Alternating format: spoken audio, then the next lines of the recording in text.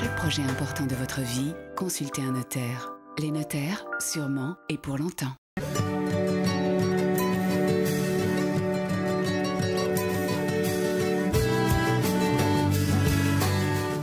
Bienvenue à Saint-Mervé, sur les bords du plan d'eau de Haute-Vilaine. Je vous invite à une plongée dans le temps avec un historien local, en tout cas il est féru d'histoire. Il s'appelle Michel Le Breton et on va remonter très très loin dans le temps pour découvrir les origines de Saint-Mervé. Drôle de nom, n'est-ce pas?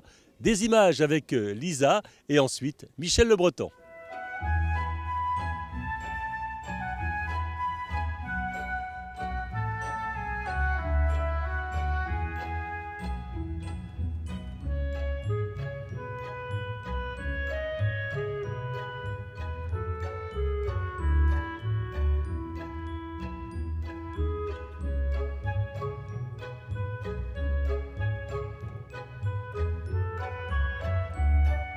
Après Dominique Kerjouan, le maire, après Elisabeth Brun, on reste toujours à Saint-Mervé avec un passionné d'histoire locale, c'est Michel Le Breton, pour nous parler de Saint-Mervé. Et c'est vrai que Saint-Mervé, c'est pas un nom commun.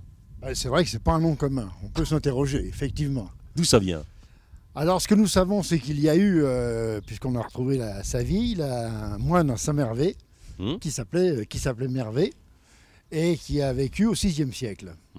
Bon, son agiographie a été écrite beaucoup plus tard. Elle a été écrite à la deuxième moitié du IXe siècle, à peu près. Voilà, ça, ce sont les travaux de Jean-Pierre Brunetet qui nous l'ont dit. Donc la paroisse s'appelait Saint-Mervé, c'est ça? Alors la paroisse s'appelle aujourd'hui Saint-Mervé, bien sûr. Oui.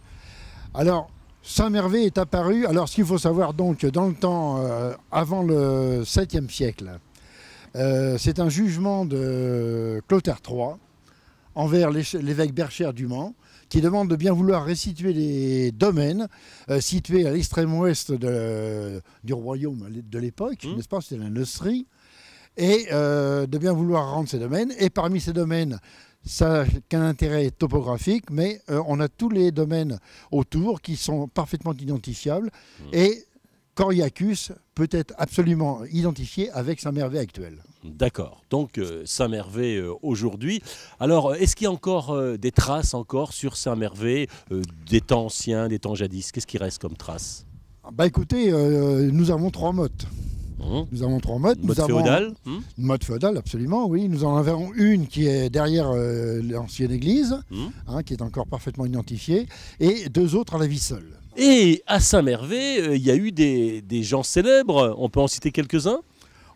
Bien sûr, on a trouvé des gens de Saint-Mervé proprement dit. La famille de Saint-Mervé a existé, puisqu'elle apparaît à la fin du XIe siècle, tout à fait à la fin du XIe siècle, près de André Ier de Vitré à cette époque, qu'on a revu plus tard.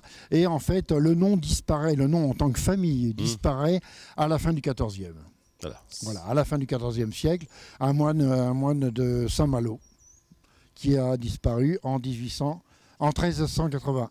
D'accord. Et autre homme célèbre à être passé ou à être... Alors nous avons relevé, puisque nous allons en parler prochainement, des hommes qui ont fait l'histoire de Saint-Mervé. Nous avons relevé quelques noms remarquables. Notamment, nous avons relevé M. Louis Rimoux. Nous avons d'ailleurs une salle qui porte son nom à Saint-Mervé, c'est la salle, disons, multifonction de Saint-Mervé, qui porte son nom, qui est un ancien instituteur de Saint-Mervé, maire, responsable des pompiers, responsable de la fanfare surtout. Et c'était vraiment son truc. La musique, c'était vraiment son affaire. Merci Michel Breton, qui a été remarquable, Michel Le Breton, pour nous parler, si Michel, de l'histoire locale de Saint-Mervé. Merci à Saint-Mervé, merci à la gentillesse du maire, de ses adjoints et de la population saint-mervéenne. Merci, c'est ça.